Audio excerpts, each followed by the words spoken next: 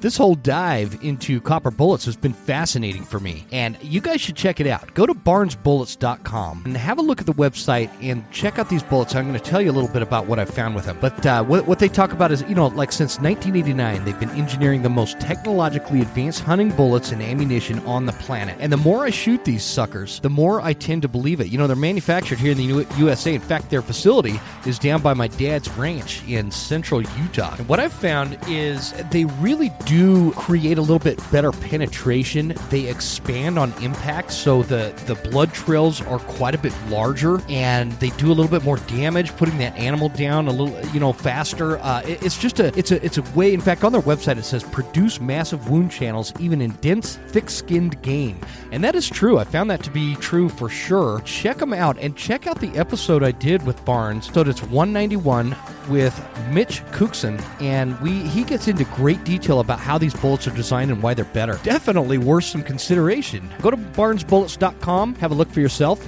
and make a decision. Let me know what you think. See ya.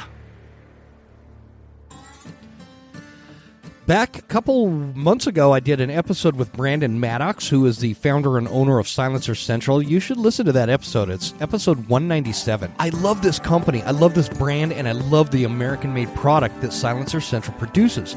I use the Banish 30 on my hunting rifle, and if you guys follow me on Instagram and you saw that video I put together, you'll see that it's not like what Hollywood portrays it as. It's not like it silences the rifle down into nothing, but it makes a huge difference. Like, my ears don't ring when I shoot. The animals don't know where the shot is coming from. It disorients the sound, and Silencer Central makes it super easy for you guys. Jump on to silencercentral.com and pick one out.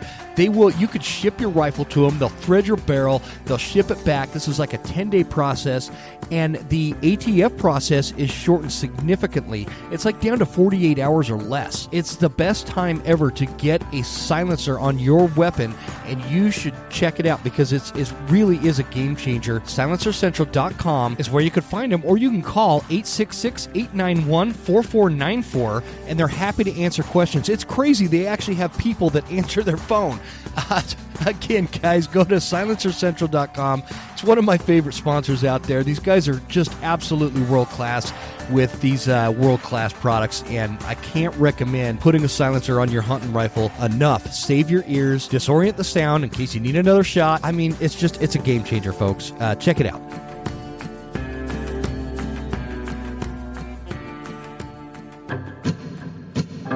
There exists a threat, from anti-hunting groups to politicians trying to give our land away, and we won't stand for it.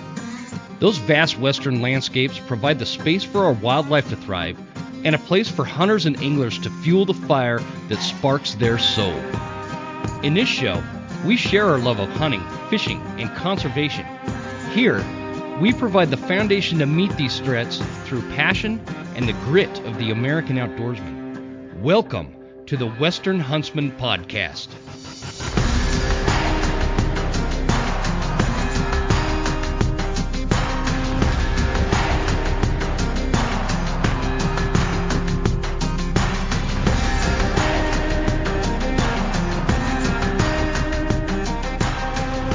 Ladies and gentlemen, welcome to this episode of the Western Huntsman Podcast. This is Jim Huntsman, your host, coming at you from the Broken Tine Studio in Northwest Montana and brought to you by Eastman's Hunting Journals. Appreciate you guys tuning in. I got a good one. I've got somebody on that I've wanted to get on the show for a long time. I've listened to his podcast.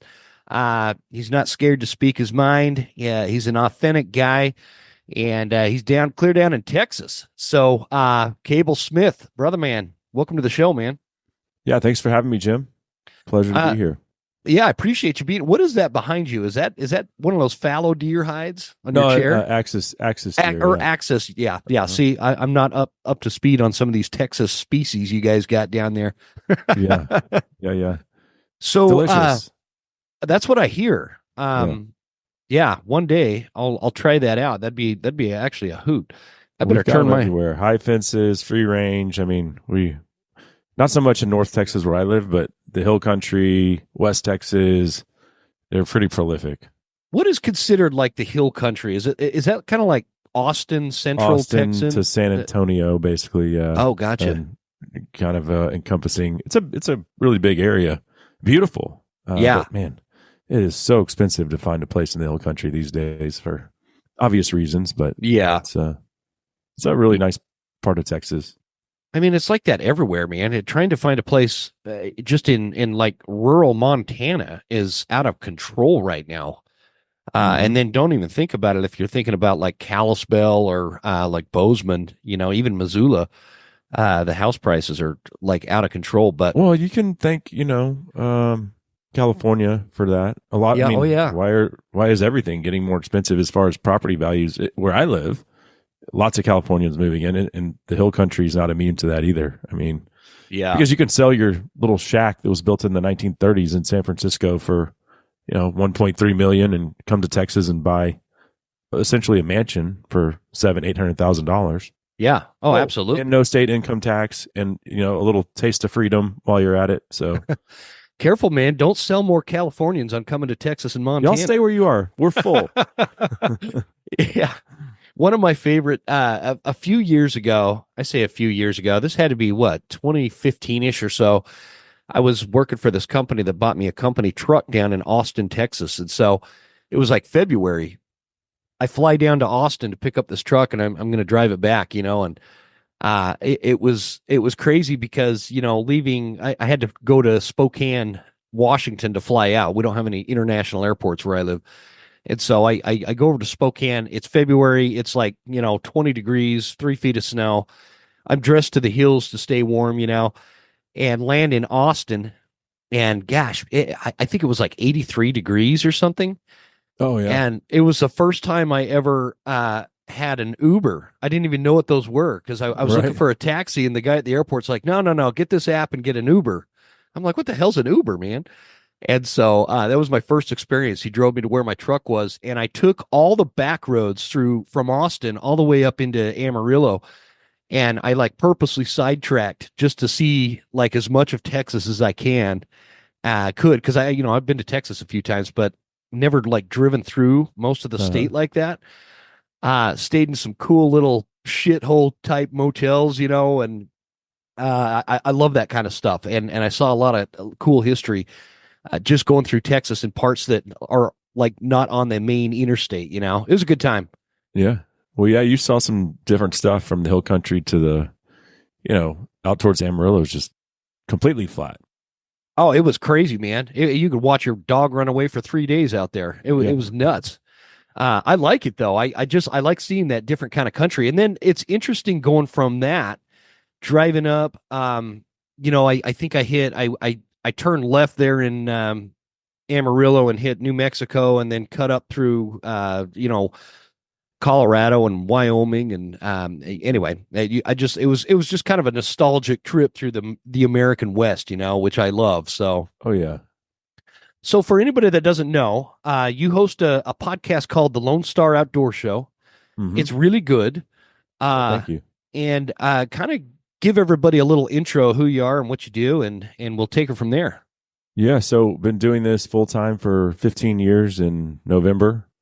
Started in 2009. And back then, the word podcast that wasn't a thing. It was a radio show that I just would throw up on iTunes and say, hey, if you missed the radio broadcast, check it out on the internet, essentially. Like that's just how we described Oh, it. really?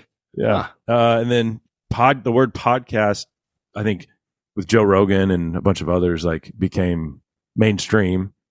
And, here we are. But yeah, that was 15 years ago. And the show still airs on the radio in 20 Texas markets every weekend, but it's not really a Texas center or focused production anymore. It's pretty much all encompassing, from Second Amendment rights to hunting and conservation issues to just of people that I come across on social media, probably much like you do, that I just find interesting or that have had something crazy happen to them in the outdoors. But yeah, it's kind of the mission statement is to be educational, entertaining, and conservation driven. It's kind of like the kind of Yeah, like my goal with the show. and it is. I think it achieves that because you do have you have quite the birth of guests on the show. I like I just listened to the one I think he had. Who was that? The Attorney General from Oh Louisiana yeah, or somewhere. I don't remember yeah. where. Missouri. Missouri. That's Missouri. right. Okay. Yeah, Andrew Bailey. Yeah. Yeah. Really good episode. Really insightful, man. And how'd you get started in that? So you started as a radio program, and you're still on the degree. radio. Yeah, we're still on the radio. Yeah, I got a degree in radio, TV, film, and I wanted to do sports talk radio, but it was so competitive. Like the radio station I started working at out of college in Dallas, or I was actually interning there in college. Those guys are still working there 20 years later, right? And they're getting paid hundreds of thousands of dollars. So why would they ever retire? I mean, so it was just like to get into, and I wanted to stay in the Dallas area. It's where all my family is, my wife's family. And so that was kind of a dead end. So I took a job in Texarkana, East Texas, and doing my own sports talk show and doing the news and a lot of high school play-by-play. That was something I had to do every week across all sports. And my boss was like, hey, you have to host this weekly hunting and fishing show. I was like, cool. And at the time, I really only bird hunted, like ducks and dove. I never shot a deer. I grew up bass fishing and camping. Didn't grow up hunting. My dad didn't hunt, so his dad didn't hunt. Oh wow! They were just his dad was a crappie fisherman. My dad was a bass fisherman, and it was foreign to me until I got to college. And Buddy was like, hey, bring your lab. We're going duck hunting. I was like, what? Like my dog hates loud noises, fireworks. He hides under the bed. It's 100-pound lab. But they were like, come on. And I said, okay. So I waited tables for a couple of weeks to save up to buy a Remington 870 and bought a hunting license. And we went duck hunting. And I didn't know that they all sucked at duck hunting too, because ducks would come in, everyone shoot, we'd miss. And the dog's trying to drag the blind away because he's scared. Finally, someone shot a mallard, and I took Maverick off of his leash, and he went and retrieved it and brought it back and dropped it at my feet. And I was like, what just happened? I'm hooked. He's hooked. Then you pick up a shotgun from that point forward, and he's standing by the door ready to go. Like, no longer gun shy.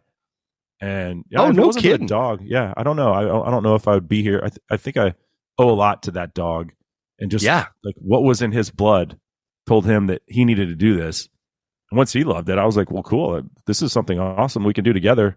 And I just never looked back. And then I was like, well, I guess I better shoot a deer. So that year, now I'm hosting this hunting show. I'm like, well, this is a couple of years after I graduated, where I'm now doing the hunting show, but still was just into ducks and dove.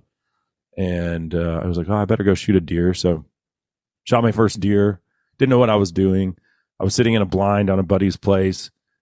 He dropped me off. He's like, yeah, shoot whatever, legal buck comes out. I'm like, well, I'm looking at the regs. Like, what's a legal buck? Well, it has to be 13 inches wide. Okay, whatever. It's all new to me. I didn't even own a rifle. I borrowed someone's rifle. Oh, wow. This deer walks out. I shoot and miss it. It runs into the woods. I get bored after like an hour and a half or 2 hours. I'm like, this sucks. Dove hunting and duck hunting is like real interactive. And a lot more action. Right. And so I get down. I'm like, I'm going to go find the deer. And I walk into the woods, and the deer runs out, and I don't know what I'm doing. I drop to a knee and I shoot it, and he's running. Yeah. And I'm like, oh, I hit him. And he runs into a thicket. I'm like, cool, I just shot my first deer. And then, so I walk over to the thicket, not knowing, like, I need to let the deer, like, die, right? And I bump him, and he ended up being gut shot. And it took us like 4 hours to find him. Wow. Because he didn't bleed, right? But all these things I did wrong because I didn't grow up doing it. And so a lot of my hunting experience has just been, trial and error. But yeah. My favorite thing to hunt now is archery elk, honestly. Yeah, I was going to ask if you've been archery elk hunting yet, and heard some bulls screaming. Did you go this year? Every year. I've gone every year since 2015. So nice, good for you. Yeah, hunted in Montana, Wyoming, Colorado, New Mexico, and Texas for elk. Actually, there's no elk in Montana. What are you talking about? That's not what I saw. Don't say that here. Yeah. No, that's great, man. And to your point there, I did grow up hunting, and it's still trial and error, and I still do things like gut shot deer, and it's just it's like a never ending process. So, but if you do now, of course you're going to let the thing lay there for a couple hours. And die, right? Yeah. I didn't know at the time. It was just like, and adrenaline's pumping, and like every mistake I could make, I made it. But duck hunting, those guys I went with, we kind of figured it out. And then after like that next weekend, I was at the closest WMA hunting by myself. I went and bought myself decoys. I was like, I'm in. and Yeah. never looked back, and been to Africa 7 times, and have hunted in Good for quite a few you. countries at this point. And yeah, Heck but yeah. still, favorite thing is definitely chasing bugles in September. Yeah. Yeah, me too, man. I kind of got hosed this last September on my season just with work stuff going on, and I've got a little roofing company, and it went berserk. And so but I'm actually going out today after we record. My daughter and I are going out because archery elk is still open till the 20th of October here in Montana. Well, this part of Montana. So Yeah. But then hopefully Montana's cool because yours switches over to a rifle tag if you don't tag out, Yep. right? Yep, Yeah. yep. So it's actually I love that part. Um, I know a lot of people get down on it because they think there's way too much pressure or whatever on the elk, but the thing is Montana's just got a lot of elk, and Yeah. I don't see, like, I lived in Idaho for many years, and Idaho is a little bit more limited. And Idaho had good elk numbers for a long time. The wolves kind of wreaked havoc on some of the Right. populations in certain units.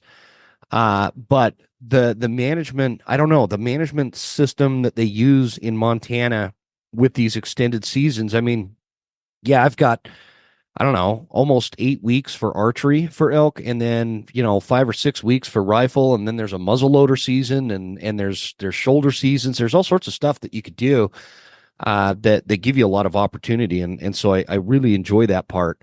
Well, don't you think they have a handle on the population? And if you were putting a actual, if it was a detriment to this renewable resource, that they would reduce seasons or tags or whatever, right? Like, yeah, it's an unpopular opinion, man.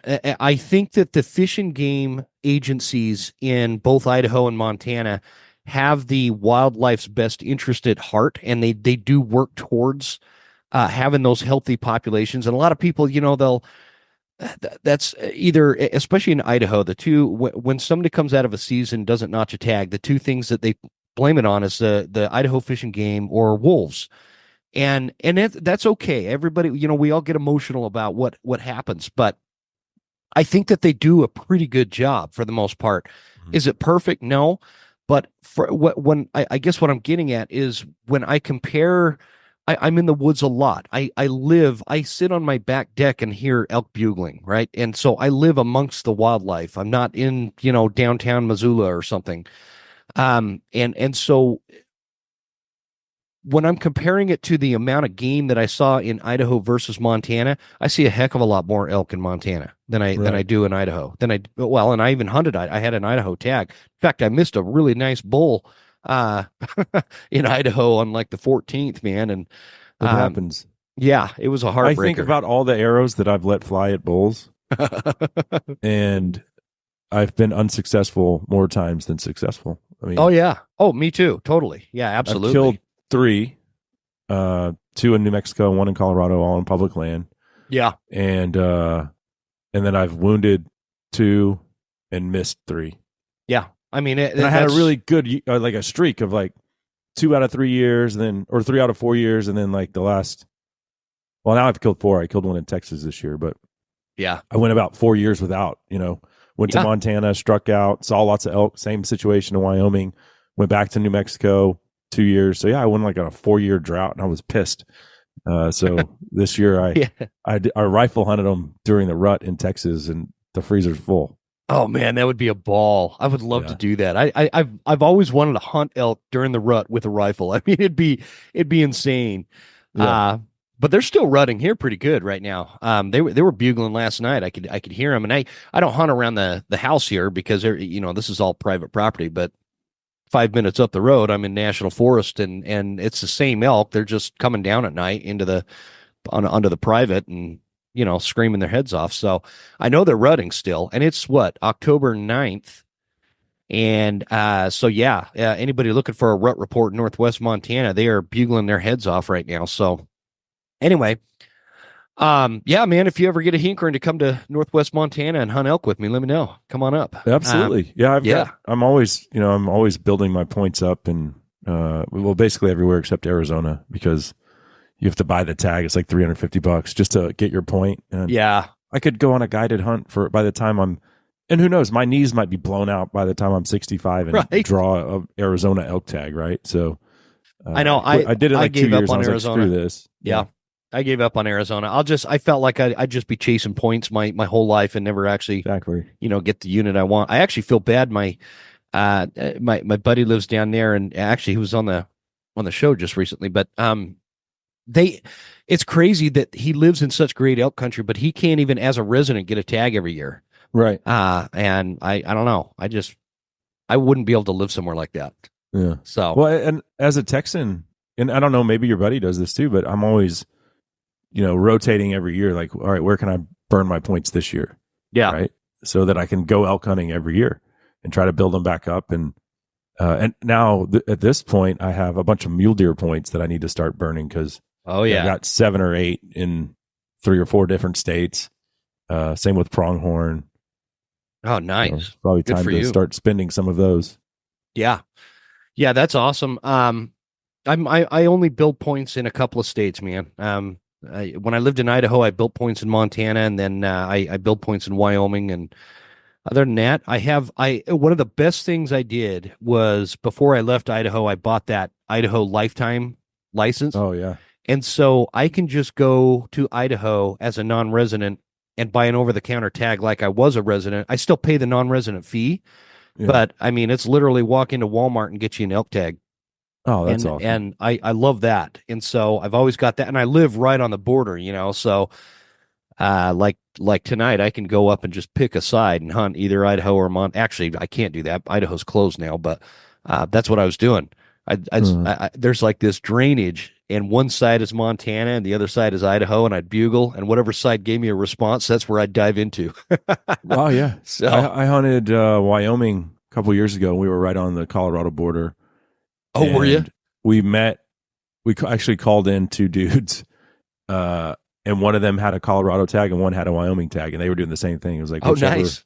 whichever side we hear the bugle on is which side we're going. Heck yeah. It works, man. I like it because people are leery about hunting borders. And whether it's like a unit border or a state border, I've always hunted close. When I lived in Idaho, I hunted close to the Montana border because I'd be the only one up there. And so I think people are just a little nervous, that you hit a bull on one side and it runs to the other side. It's a lot to explain, right? Right. So, Oh, yeah. Well, I wanted to, again, I've listened to a lot of your episodes, and I want to talk a little bit about, we've got this big election coming up, right? Right. And again, it's October 9th. Things are pretty intense from the standpoint of, I'm pretty long in the tooth. I've been through a lot of elections. I've never seen one like this where there's a lot of division. There's a lot of rhetoric. There's a lot of ideology running around or floating around out there that each side is trying to convince the other side that they're going to ruin democracy, and they're giving misinformation, this and that, and what is your take on it, man? From a standpoint of how do you think this election's going to go? Oh, I think Trump's going to win. I do really too. do. Yeah, I don't. Kamala's a dumpster fire. She's an absolute joke. She had at her peak, a 38% approval rating as a vice president. She was the least popular VP in American political history, and then all of a sudden, like, oh, Joe Biden's an idiot.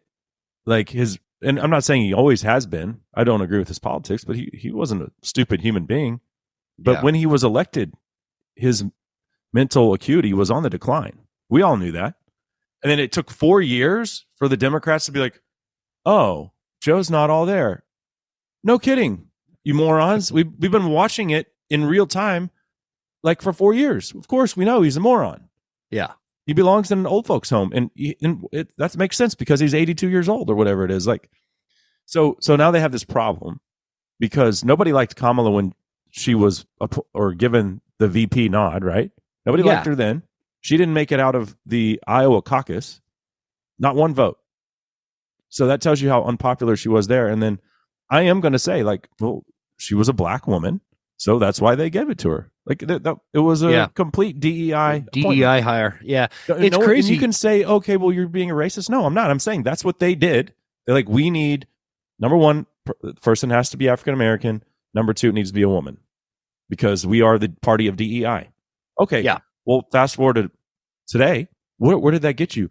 You put her second in the line of command, and you can't usurp that because if they would have said, "Hey, we're going to go with Gavin Newsom," once Biden had that awful debate against Trump, like, okay, now CNN, MSNBC are like, "Whoa, Biden's like he's not all there." Okay, well, we all knew that. Now you're admitting it, but you've screwed yourselves because you have this wildly unpopular human being as the VP, and you can't jump the chain of command. She's next, so you have to run her. You have to run her, and it fit because she was the VP.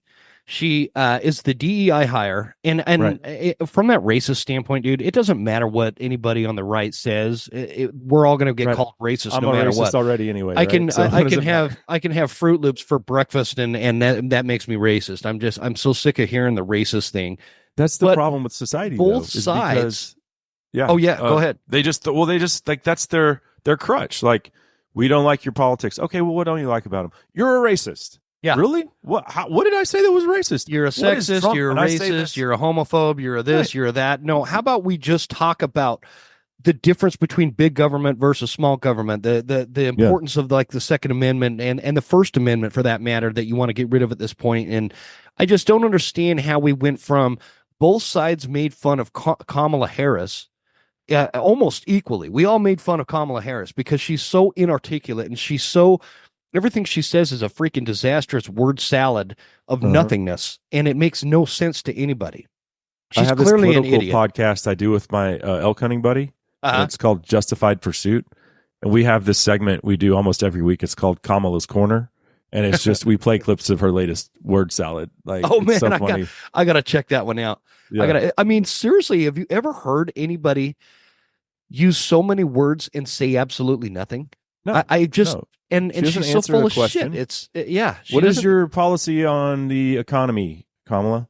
Well, I was raised middle class, and my mom raised us, and we're going to be unburdened by what has been. And I'm like, what is that? What are you even talking about? How are you going to fix the economy that, by the way, you broke? Yeah, you broke it. You and Joe broke it, and all of y'all want to talk about we're here because of Trump. No, the economy was thriving under Trump. Yeah. And it's like they have this derangement. Like, you guys have been in power 12 out of the last 16 years, and all you can do is blame Trump for 4 years of what was really prosperity as far as Americans' peace and prosperity. Yeah, right. Peace and prosperity. Peace, right. And I've never been like I like Trump. I've never been like a diehard Trump guy just because I'm super conservative, man. Like, he's not even conservative enough for me, but right. But I like him. He's effective. He might say some dumb shit sometimes, but they all do. Yeah, they all do.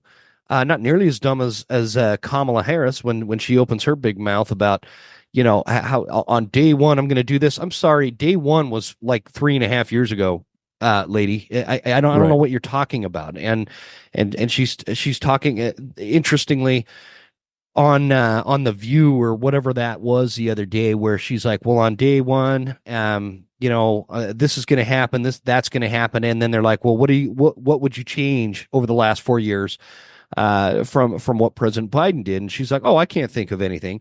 Okay, so you can't think of anything, but on day one, all this stuff is going to get better. Inflation's going to go down.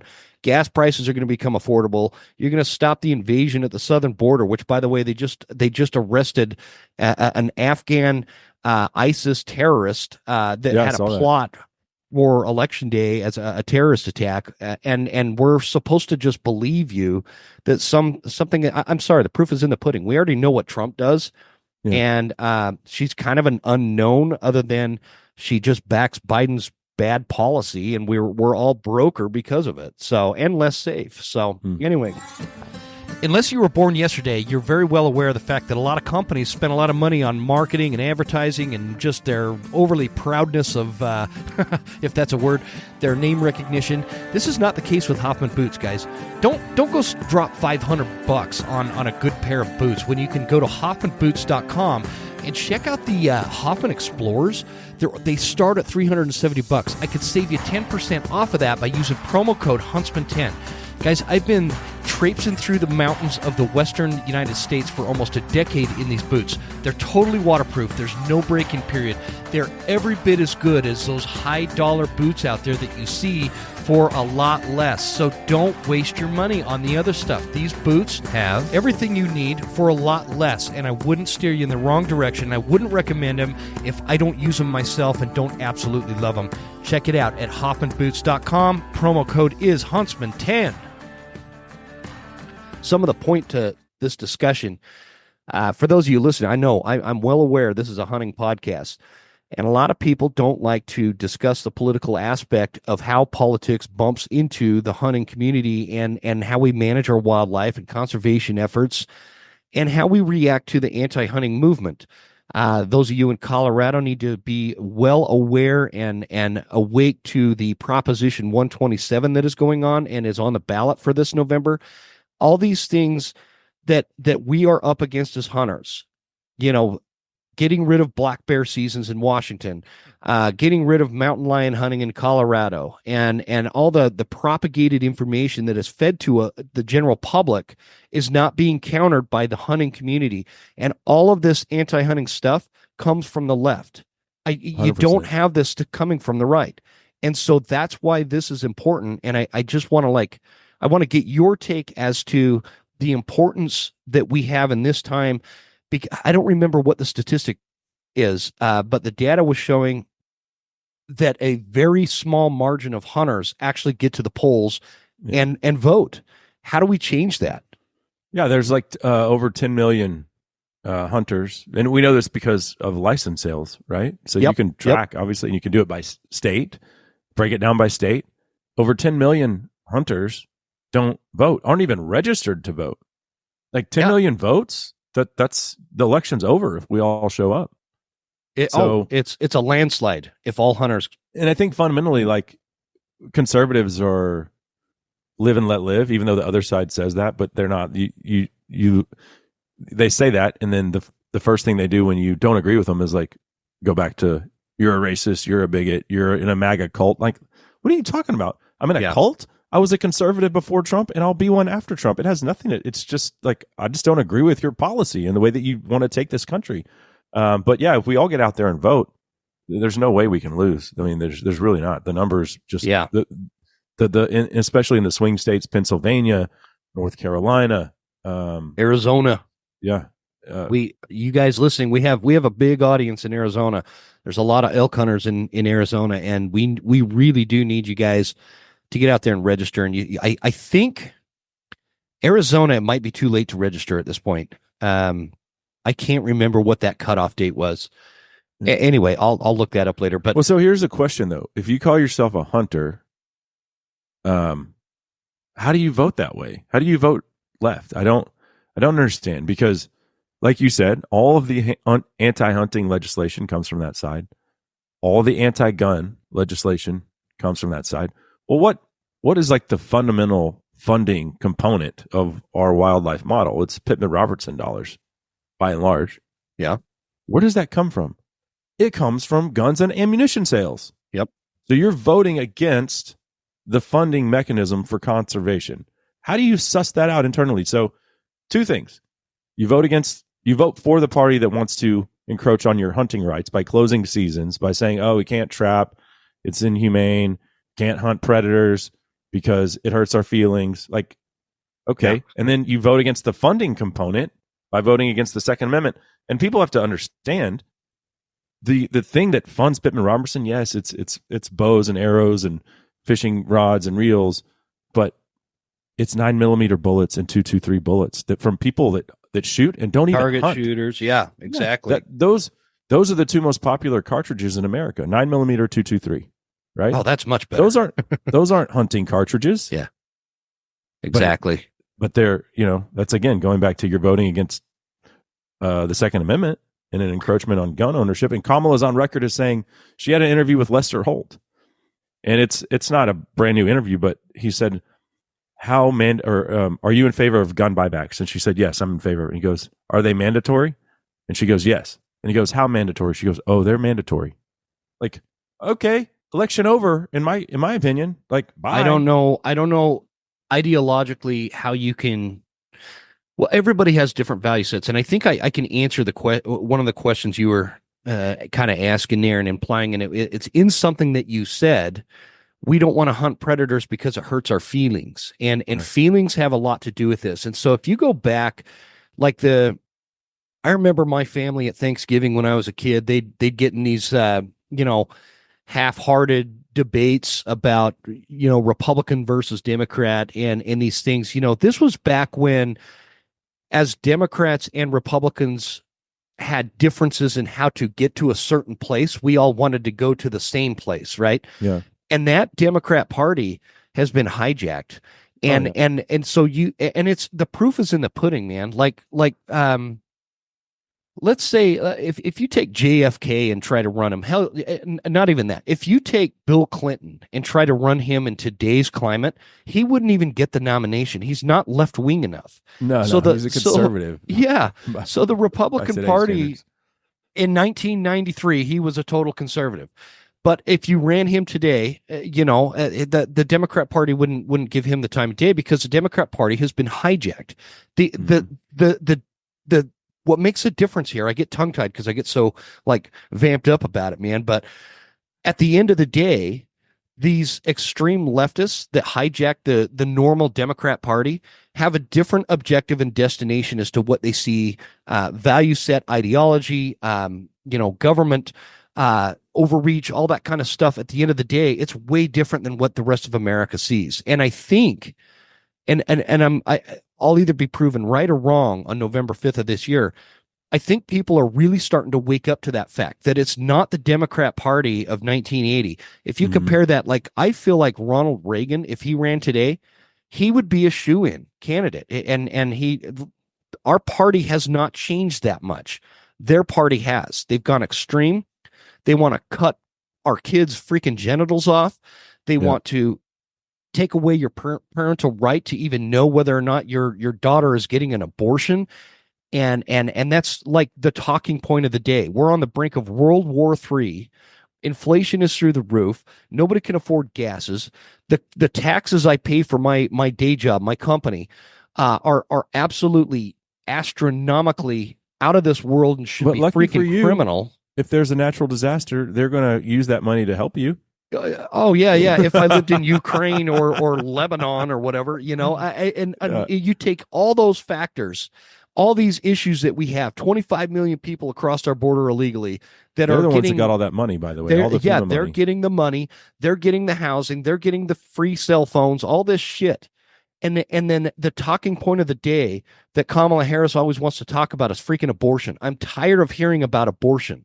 It's such a on the grand scheme of things, I'm sick of hearing the term, women's health, this, abortion, this, the LGBTQRS community, they need to have more exposure to nature, and because nature is sexist.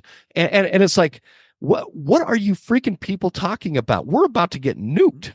I don't know. I heard somebody the other day say, and it goes back to the abortion thing, which whatever on abortion. One thing that has changed with the conservatives is we haven't changed, right?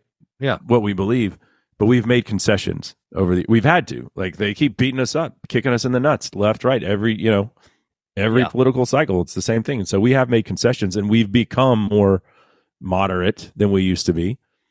But someone, I forget who it was, but they played a clip of Kamala saying, the government shouldn't have autonomy over a woman's body. Okay. Well, does the government ever have autonomy over a man's body?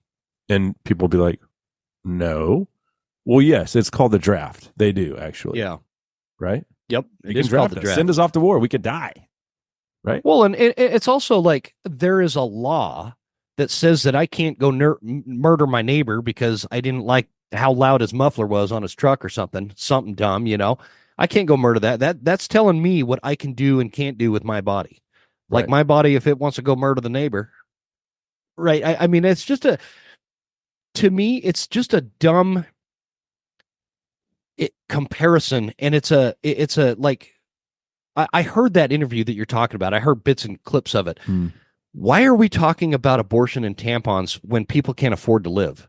Right. Like, I'm sorry, for any women listening out there, I really, at the end of the day, I think abortion is wrong, and I think that you're killing you're taking away a life that God created, Right. for sure. It should not be used as birth control.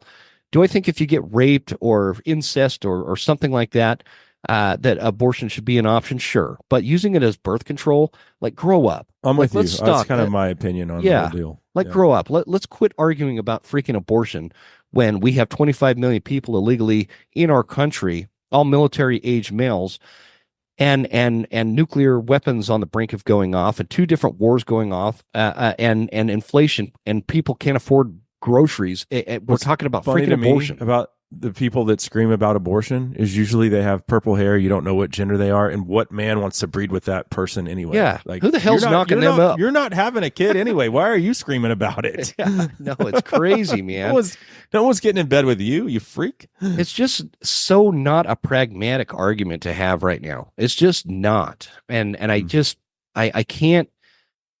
The problem is it's the same concept that they bring to the table when they talk about how we need to shut down bear hunting seasons and mountain lion trapping and any kind of predatory hunting, which will then bleed into other things, more mainstream kind of hunts, such as, like we were talking about, archery elk hunting, and that all comes from this place that is not based in actual data, actual science, and people that manage the wildlife on a real level. This comes from people, like you said, with the purple hair that live in downtown Denver or Jackson Hole, Wyoming. Yeah. They have no skin in the game. They have no skin in the game. They're not stakeholders, man. And this is one thing I wanted to, because you've been doing this a long time.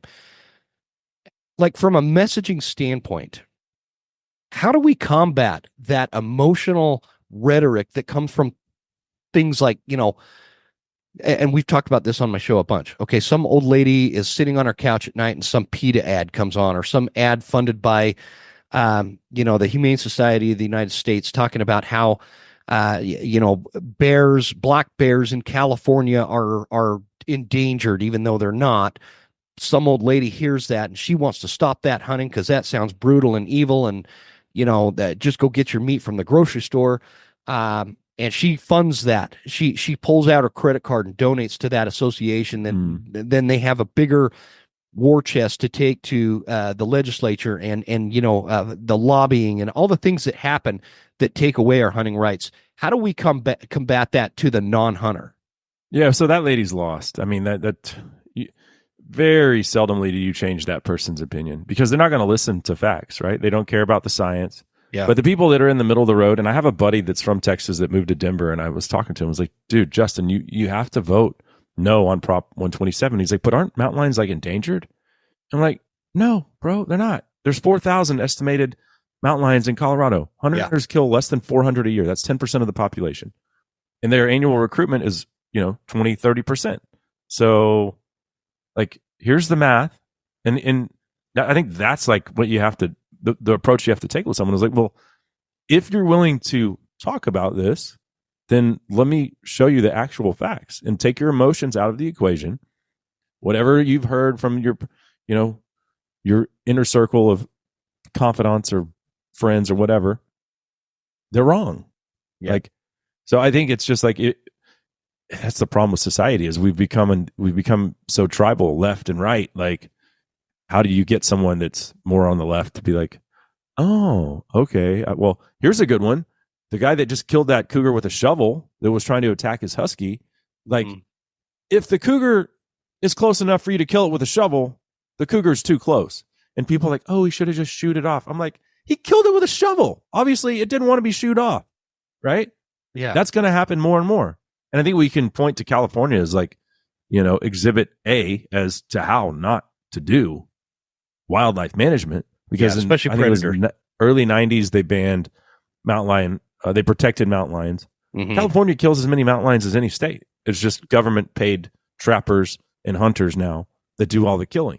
Oh yeah, we've talked You about know, that a million times. The offset instead of the Wildlife Management Agency making generating revenue on tag and hunting sales, they are spending taxpayer dollars to control an animal that has no fear of humans because they're overpopulated. There's no hunting season for them.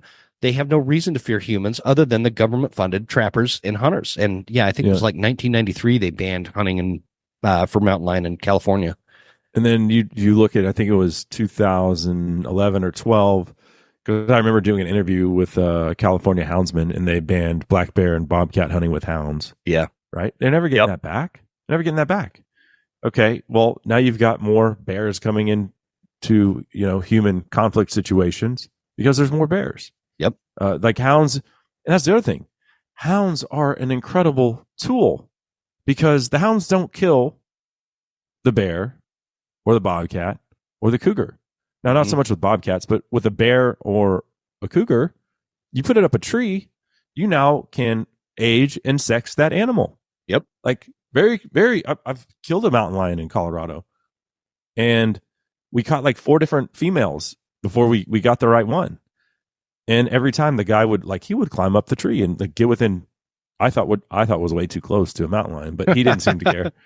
And he'd be like, it's a female. I'm like, all right, well, let's let it go. But so we let those cats go funny. Because we're conservationists, right? Yep, exactly. And people are like, well, it's just so inhumane to hunt with hounds. Well, no, it's an invaluable tool because what doesn't discriminate is a bullet.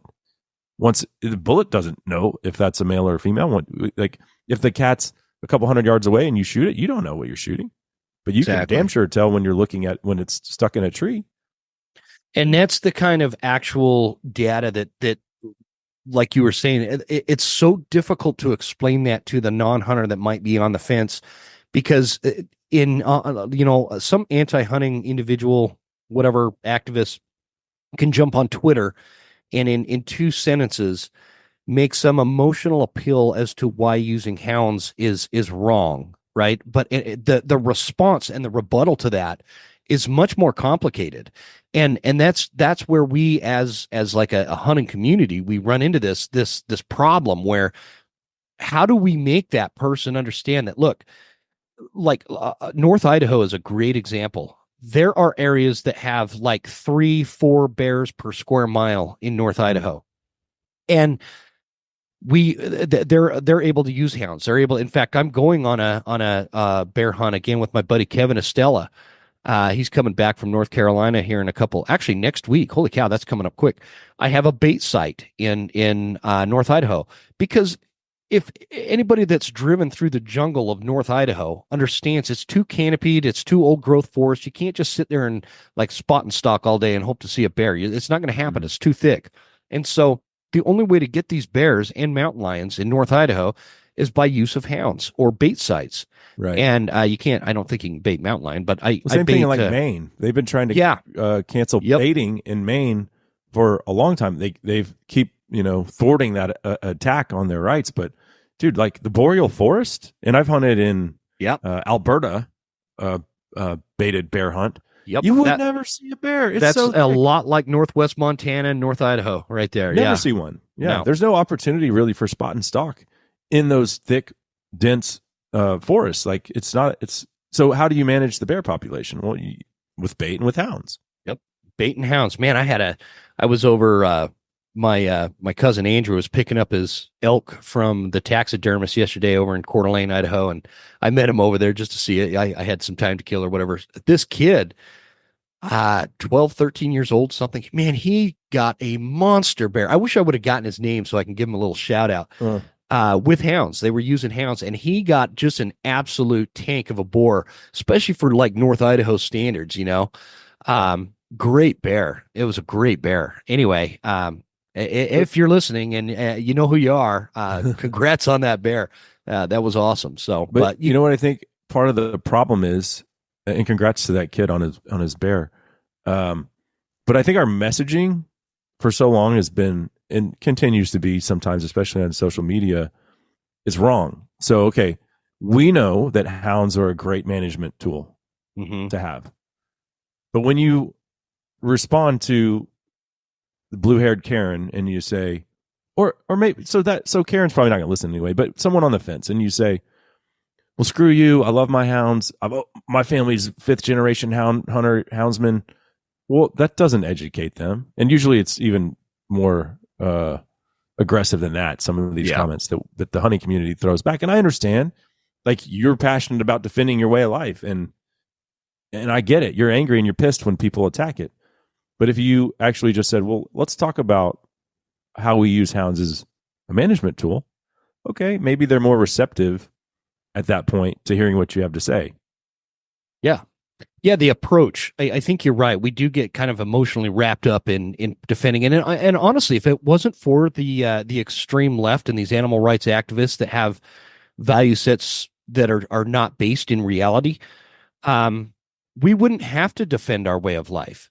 Mm-hmm. Because like you said earlier, folks that are conservative, and most hunters are conservative. We like guns. We like to do our thing. We don't want to be having our destiny and our life dictated by some bureaucrat in Washington, D.C. I think that's pretty, nothing is extreme about that. But sometimes it's hard for us to understand why there are people that want to go against our way of life, and they want to control our life because they think that their value sets are more important than ours, because they think that they have some moral pedestal that they live on that we don't have. And it's based in a place that is, we've all heard the term, this liberal utopian fantasy that they're trying to achieve that doesn't Never exist. Worked.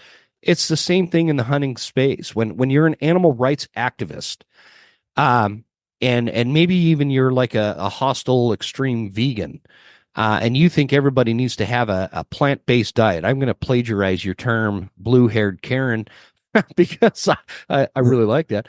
But my buddy Scott, he says that they are emotionally intoxicated urbanites, right? Right. And that's what it is. So it's these folks that don't have any real exposure or stakeholder. How do you say that word? What would be like? They're not actual stakeholders in wildlife management because they're not out there ranching. They're not out there hunting. They're not out there. They don't have a consumable actual thing that they get out of wildlife management and nature itself. So they go out and they get some pictures. Maybe maybe they're bird watchers. Maybe they just like to hike into nature. They're spectators of nature. They're not participants in it. Where hunters, that changes. And so it's hard for us to grasp why they get so caught up in it. And I think that, like, I've thought about this for a long time. Like, why do they care if I go out and hunt bears? Because they don't understand bears. They don't understand wildlife management. They don't understand. They live in downtown San Francisco, man. They have to worry about the trolley running them over, getting a Starbucks every morning. Like I told you, we live pretty far out in the sticks. We're exposed. I can hear wolves howling. I can hear elk bugling. A coyote stole my daughter's cat about a week and a half ago, and killed. Now I have to get a freaking cat. Well, that's your fault because your cat was outside. That's what they'll say. Yeah. Well, I'm sorry. My cat has every right to be on my property. And they say, well, you live out there in their home. So do you. What do you think L.A. was at one point? Right, you idiot. Where you're typing on your cell phone, your stupid, angry response, emotional driven response was once their home too. Exactly. That's the dumbest argument. We are the apex predator. We walk on 2 feet. We're sitting here communicating from 1,000 miles away. Exactly.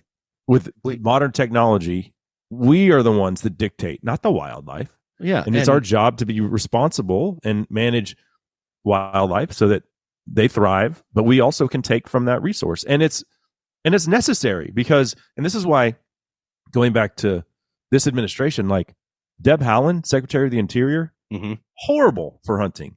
And when I saw organizations like BHA applauding her, like this is a great appointment, I was like, hold on. SCI tried to pin her down and make her commit to a no net loss hunting policy, which she would not do. Yeah. Well, what have we done? We have seen Alaska, hundreds of millions of acres shut down to moose and caribou hunting. No science to support it. We just saw Bears Ears Monument in Utah. She closed 1.3 million acres last week to recreational shooting. There was no history of altercations or incidents that should have led to that closure. Just closed it. And then this past week, after Hurricane Helene, actually, I didn't even know that it hit Southern Virginia, but it did. Yeah. And they closed 2 sections of national forest completely. The mandate was October 1st, 2024, all the way through October 1st, 2025. These 2 national forests are closed. I interviewed this lady, Shallon Payne, yesterday from her page is the Appalachian Homesteaders. Uh-huh. And she went to those areas, took photographs. There's no destruction there. None whatsoever. Not even maybe a few trees fell over. I didn't The roads know that. weren't in disrepair. No, dude. They just closed them for no reason. And you talk about like, okay, well, what's going on here? This is just an excuse. We can use this natural disaster to keep people out of the woods. Like, yeah. Well, so yeah, Deb Haaland's been absolutely terrible. Yeah. And that shouldn't have been a surprise to anyone. And then you go, well, how was Trump's administration? Well, we gained access under Trump, right? Mm-hmm. People want to say, oh, well, he banned elephant imports. Well, he's already said that was a mistake. Like, he admits it. Like, I probably shouldn't have done that. Yeah. And I think his son has his ear now. And I was going to say, I don't think Trump's going to do any. Trump was at SCI headquarters last month. Mm-hmm. JD Vance sat down with SCI too. Like, what is Kamala and Tampon Tim? Are they going to SCI headquarters to like talk about conservation issues and really make a commitment to hunters? Of course they're not. Hell no. No. I think we do. That's one of the huge perks with the Trump administration is Donald Trump Jr.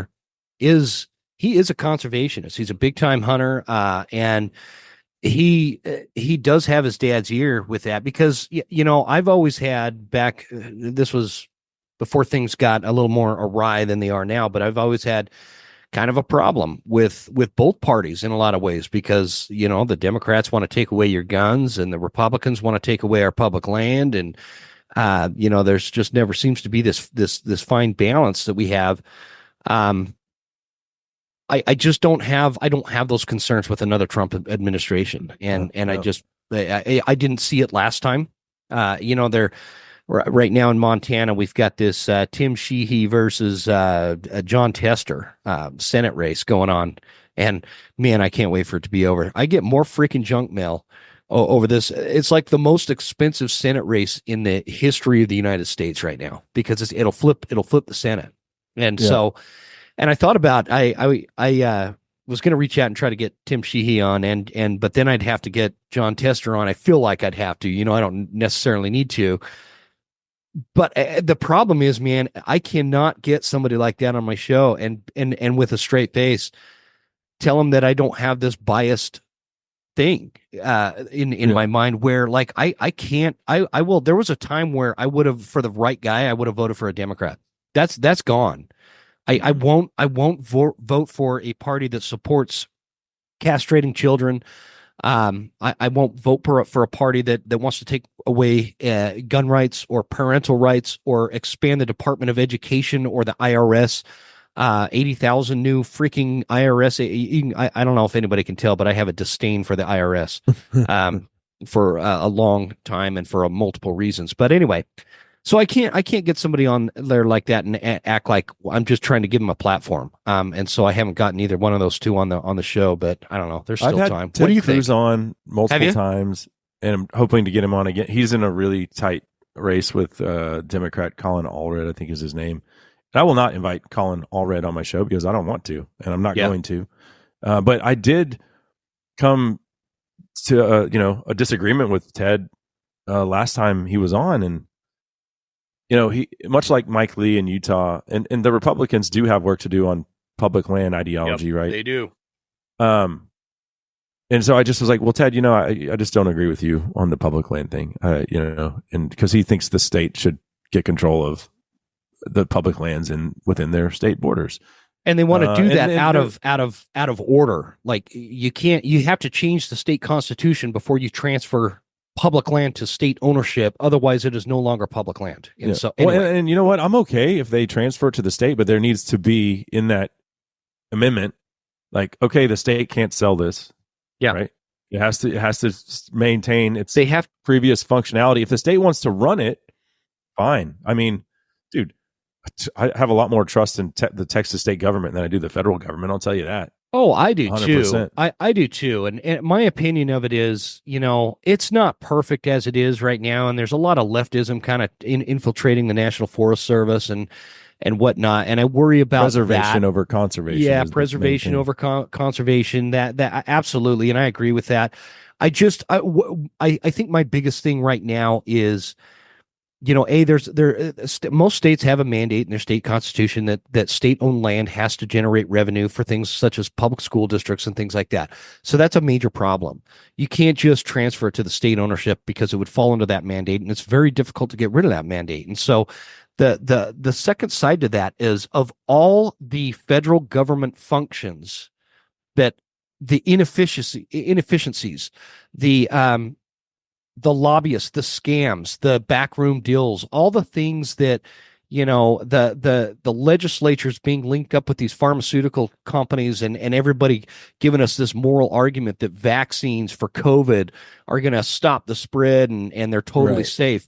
Yeah, I called bullshit on that then, and I was right. And I've never felt so redeemed over an opinion I've had. But like, kiss my ass, that all these things that we have to deal with, I feel like, are much bigger importance of importance than dealing with public land ownership, whether it's, or not ownership, but management, federal versus state control. I feel like there's bigger fish to fry. You know what I mean? Well, it's a weird dichotomy too, though, because you have the federal government owns the land, but the state is the one that controls all the tags. So Yeah. it's weird that's the system. But Yeah, not super and I would congruent hate with it each if other. it changed. Like, New Mexico be like, okay, no more non-residents. So there is a catch-22, and that's why if it did transfer, you would have to have everything lined out. Say it's going to function in the same. It's going to be open to all Americans, right? Mhm. You can't just close it off if you were to transfer to the state. So that is the major, I think, flaw in the transfer is, well, okay, we have to make sure that the state isn't going to abuse that. And I think that's where the distrust is. But all that aside, like, these people that put the precedent on public land access over guns and hunting rights. Okay, well, I'm not really a hiker, and I'm not really a bird watcher. Those are things that I do while I'm actively hunting, right?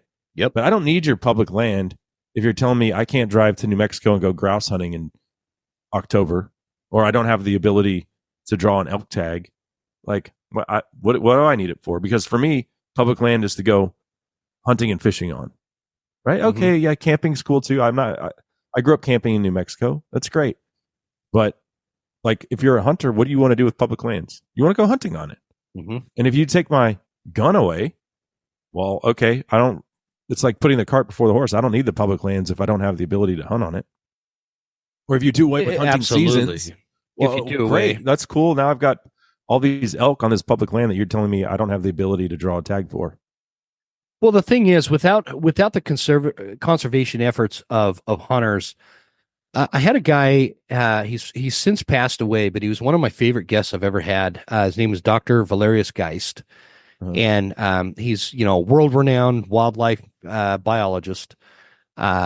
Freaking great dude. Anybody listening wants to go back to that episode. I wish I had off the top of my head what number that was, but it was from 3 or 4 years ago. He made a really good point about what you're talking about. And if you were to remove, like, the recreational value of public lands, such as hunting, shooting, camping, those kind of things, specifically hunting, what happens to the wildlife? Because at that point, the wildlife, there is no true stakeholder in wildlife management that is greater than the hunter. Right. So that wildlife management is going to go kind of by the wayside, and we're going to have an extreme level of reduced wildlife on that public land, so-called. Yeah. Without the wildlife on the public land, there is no value to public land. Public land is there is just no value. It's people don't want to go hike if they're not going to see a deer, or birds or Mhm. whatever. And what's kept that together, and our American system is super unique with this, is the hunters and the conservation efforts of wildlife management through hunting. And without it, we don't have that, and there is no value in public land. You might as well just sell it all to the Wilkes brothers, out of see. And I think I like talking to guys like you out of Texas, because the perspectives are way different. Like we are, in like Montana and Idaho, we're super sensitive to these like oil tycoons that come out of Texas, like the Wilkes brothers, and buy up all the state land Oh, that I know. has I to see Ryan generate. Bussey bitching about it all the time. It's and it is problematic, because we'll have areas that we previously had access to where maybe we had a honey hole for mule deer or something, and now it's gated and we can't get up there, whatever. So it's interesting, um seeing like those two kind of perspectives come together on like a show like this. Yeah, yeah. So I did want to ask you, Yeah. because I have a long history with Ryan Bussey. I don't like the guy. I don't think he's trustworthy. Honestly, I don't really know who that is. He's running for governor in Montana. Oh, I'm not paying attention. He's not going to win, man. Is he not? Oh, Does hell he no. not have a chance? Okay. Not really. Well, that's No. great, because, dude, like, the guy wrote the book Gunfight. He worked for Kimber Firearms for 20 years, made a very nice living for himself, lives in a $1 million home in Montana, and all I see him doing is bitching about how much money Gianforte has. Yeah. And so he's running as a Democrat. And this is also like fundamentally why I think BHA is full of crap. And maybe since Land is gone and Ryan's gone, because Ryan was the chairman of the board for BHA. I don't know if you knew that, but Yeah, I actually did. yeah, I was so drawing a blank on who that was. He was in this studio about 8 or 9 years ago when he was the chairman of the board for BHA. I'm on his website now. Yeah, and dude, my mutual friend brought him, who was at the time like, yeah, BHA is cool, and I'm like, oh, okay, well, we'll see. And so I interviewed Ryan. He seemed like a nice guy, and then I didn't know who he really was. And I was wearing a shirt that I have that I sell for the show, and it has an AR-15 on the front. It says my AR self-identifies as a BB gun. Yeah. I just was like wearing it in a random Instagram post, like a cooking video or something.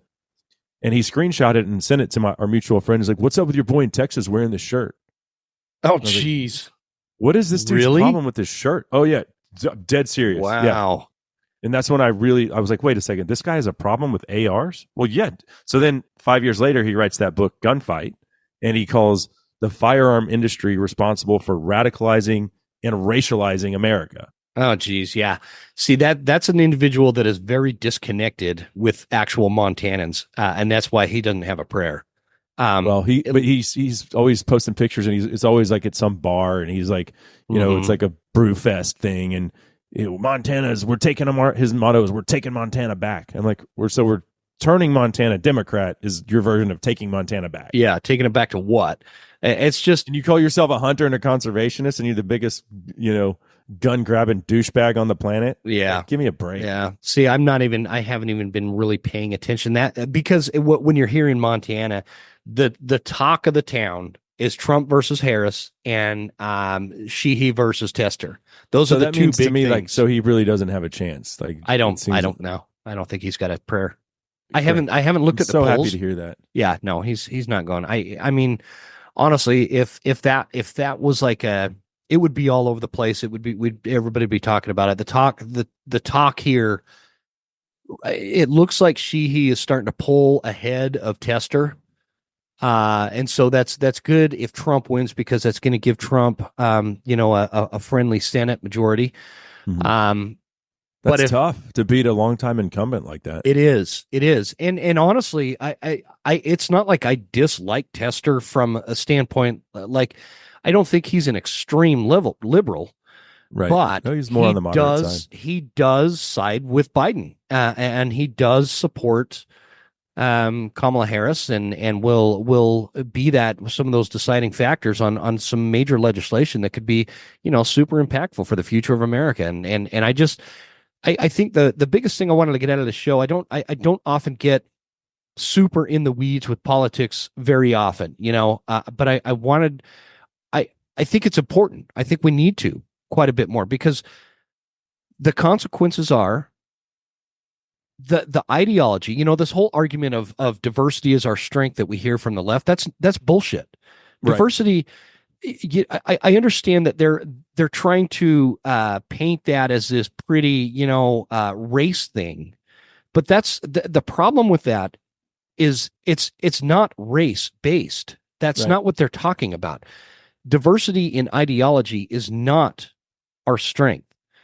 Our ideologies are all over the place. We have different values and we have different destinations as to what we see America as a country, as what we go for, what our value sets are. I'm kind of repeating myself here, but unity is strength, not diversity. Unity, a pride in that flag, a pride in that what flag. this country means, right? And it doesn't matter to me what color your skin is. You're an American. Yeah, if you're here who legally. cares about skin pigmentation? Right. And so what do we do? We do American things. Yeah. We do American things. We wear shirts with care AR-15s on them. If they eat fried rice and whatever in Taiwan. Yeah. In America, we eat hamburgers on the 4th of July. That's what we do. And hot dogs. Yeah. Right? That's American. We cook out. And when you, like you said, diversity, it's not a strength. It's a crutch. And it is a thing that divides us. 100%. And they do it on purpose if we have to create chaos, right? That's what they do. Exactly. And go back to that term racist that they just throw out all the time. Oh, well, you don't agree with me? You're a racist. Oh, no, God. I'm not. I can't handle that. Like, give me a break. Actually, you're racist because you're the one that always wants to talk about it. Right. The rest of us are all, we're all adults.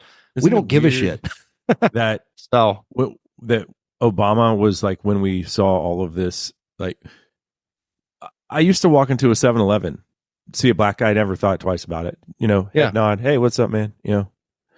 Now it's like, do I need to acknowledge this person because the media is telling me that I'm a racist? And like, it's like they're planting the seed of doubt in your mind. Like, well, we're so different. No, we're not. I couldn't agree more with what you're saying and the timeline of that. Like, dude, I put it to people like this. When I was in Iraq, sitting in a fighting hole, you think we gave a shit what color the skin pigmentation of the guy next to us in that fighting hole was? Right. Me and our buddies, like, the cool thing about being in the Marines, man, is you get all walks of life.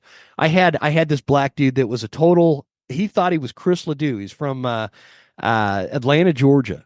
This big old, built like a fucking iron, brick house or something. But he's he big belt buckle, cowboy hat, and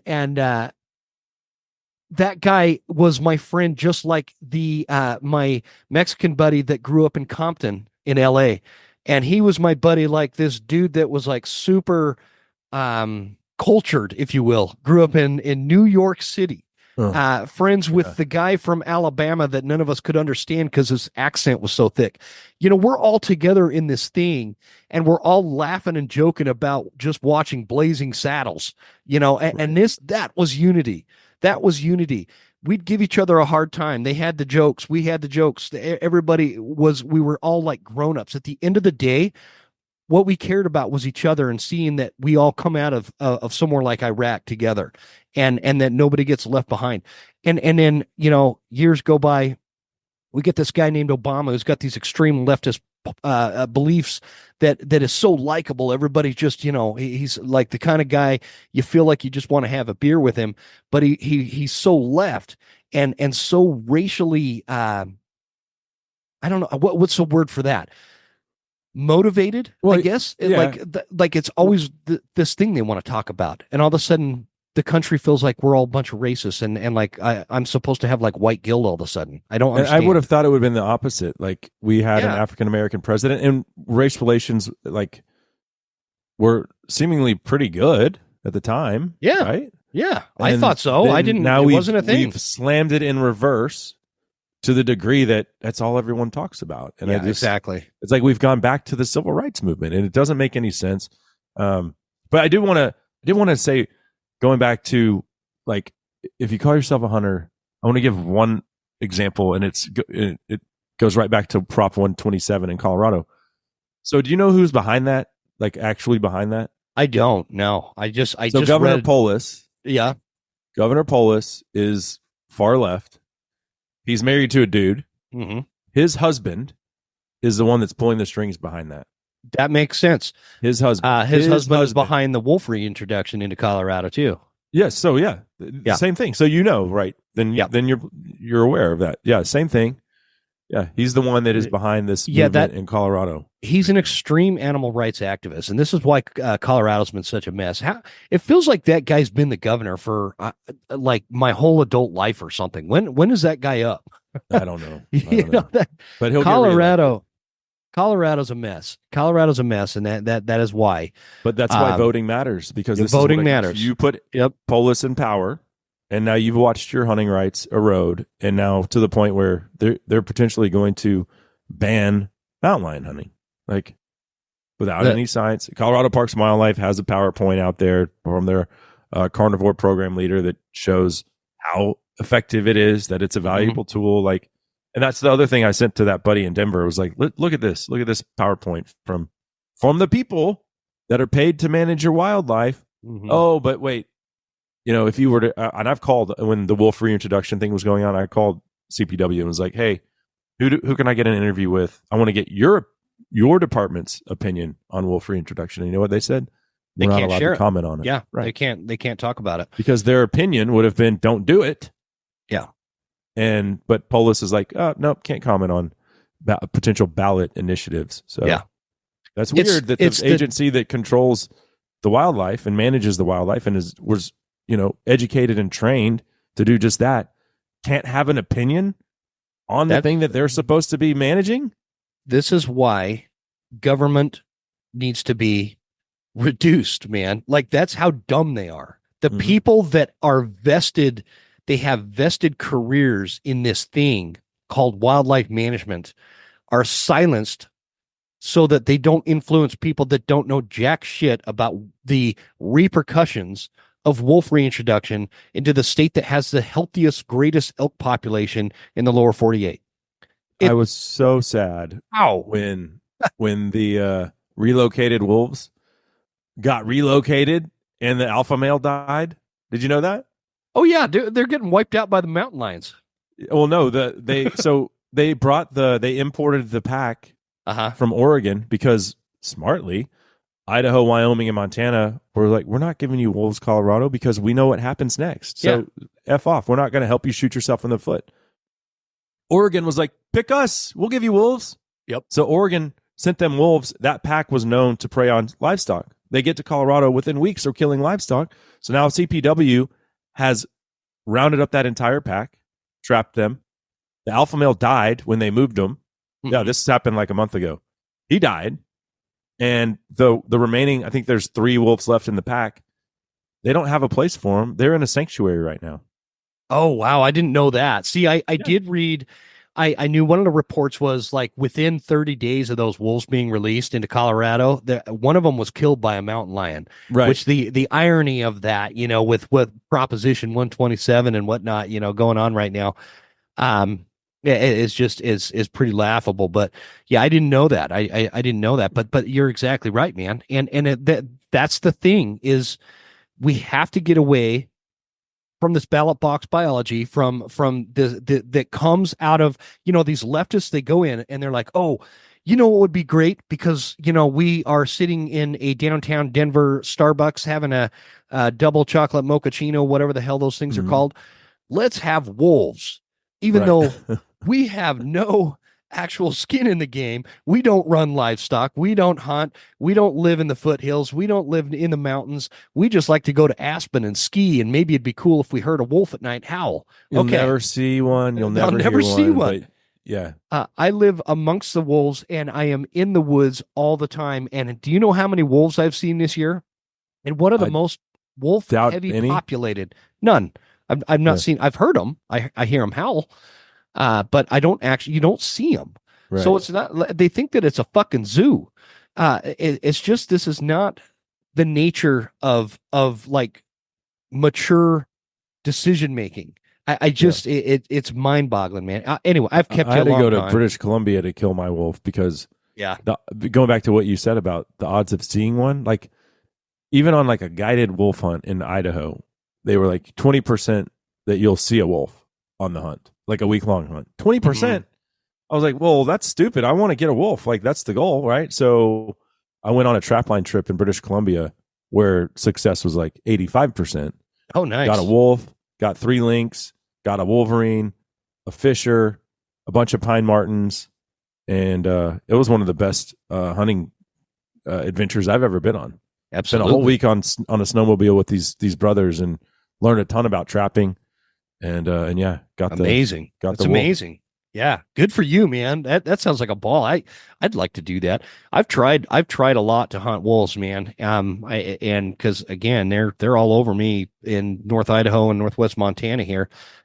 They are tricky. The trappers are the ones that get it done. Hunting them is just like, unless you're Tom Schneider over at Stuck in the Rut, they're just really tough animals. But well, I just want to wrap this up, man, with saying, and maybe get your response and message to the audience as well. Guys, those of you listening, I can't implore you enough the magnitude of the importance of November 5th coming up. Please get registered to vote, and please get out there and urge other people that that are like-minded. If you have a liberal aunt, don't convince her to register to vote. Right. Right. Pour sugar in her gas tank. No, I'm kidding. But it really is important. Make sure you're helping like-minded folks. If you believe in just basic freedoms, fundamental freedoms like owning a gun and having the ability and the opportunity to go out and hunt a deer to fill your freezer, all those things are literally at a point we're at this like boiling point in America where these things have to be like the tone needs to be toned down from a standpoint of we shouldn't have.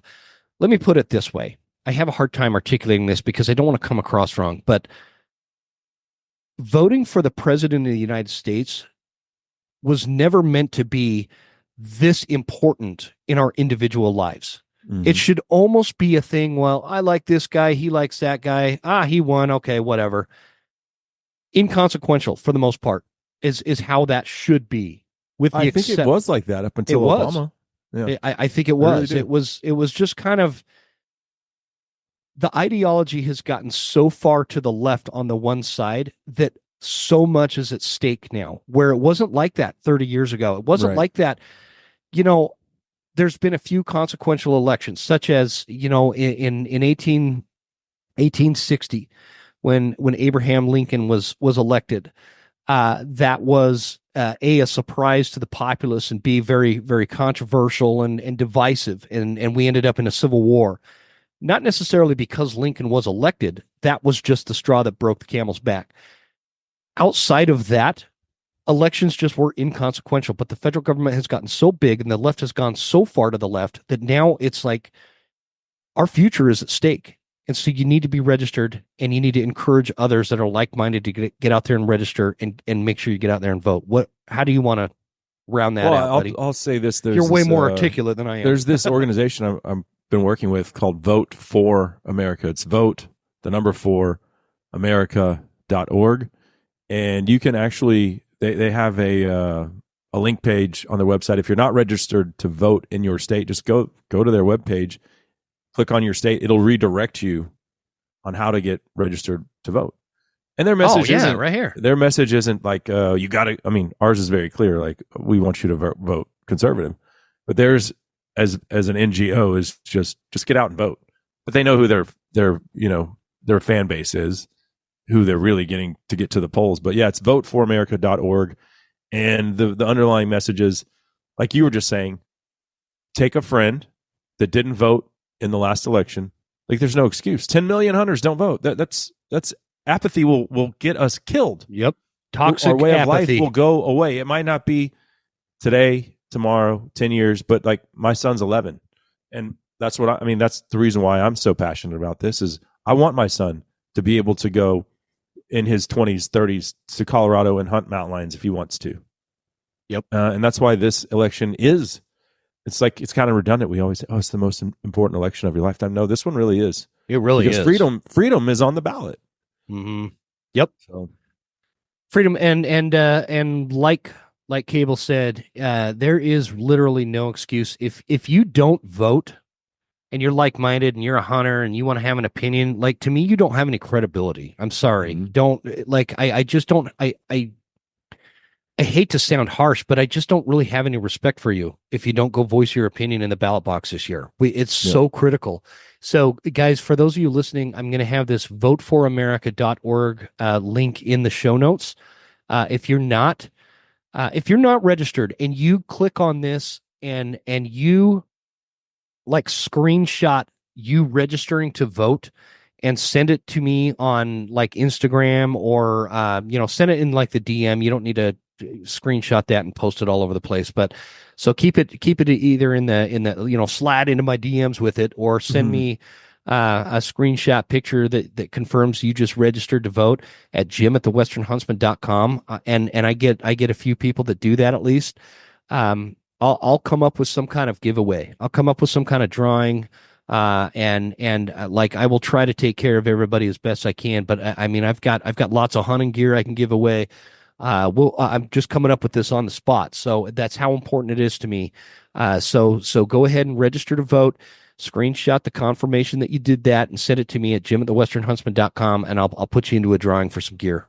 Awesome. I'll throw in one of my Lone Star Outdoors show Trump's snowflake removal service. It's a picture of a snow plow and it says Trump's snowflake removal service on it, and we'll throw one of those in. Yeah. Is that a shirt? Oh yeah. Oh, no, man, I made it. I'm gonna jump on your website and buy one of those, man. That sounds awesome. Love stuff like that. Well, Cable, this was a great conversation, man. I'd love to keep in touch with you and check in with you every now and then, man. This was a fun conversation. Kind of fun to change gears over the how to call an elk in kind of thing. So it affects that ultimately. It does, absolutely. So absolutely. I appreciate the invitation. Yeah. Well, let's keep in touch, and thanks again for coming on, and good luck with whatever hunts you've got left this year, and we'll just take it from there. I'm glad to call you my friend, man. All right. Likewise, Jim. Thanks again.